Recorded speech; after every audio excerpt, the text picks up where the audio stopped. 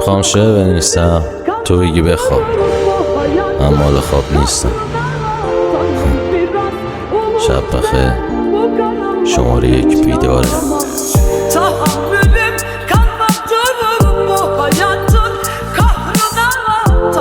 Biraz umut ver عجب روزایی رفتن، عجب روزایی رفتن، عجب رفیقایی رفتن زیر خاک. همه عین لاک پشت قدم و کوچیک، همه یه جورایی رفتن زیر لاک. umut ver. عجب رفیقایی رفتن زیر خاک، همه یه جورایی رفتن زیر لاک.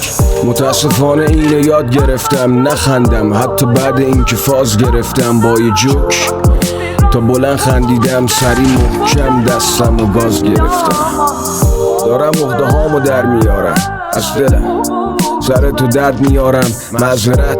تو شاد باش، من که نبودم داش، تو این آهنگ تو سنگ سبودم باش. Kimselere vermesin Tanrım böyle çileler.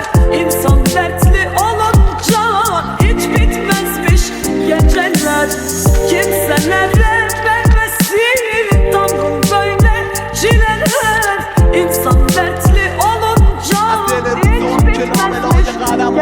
از دل روزا که لابلای قدمم گذشت فهمیدم قهرمان شدن یعنی مسخراب شدن، تو جمع فنا شدن، تو رشت تلا شدن، تو خطرات بلند شدن و بعدش دستنا شدن، تو سعی منا شدن.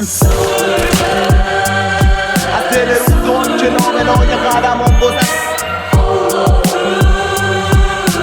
قهرمان شدن یعنی مسخراب شدن.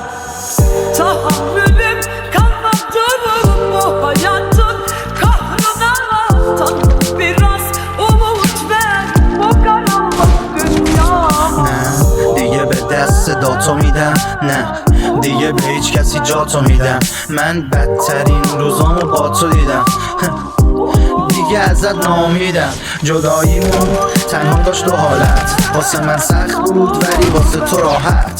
بزا برو چون اگه راستشو بخوای دیگه بیزارم از دیدن دوبارت.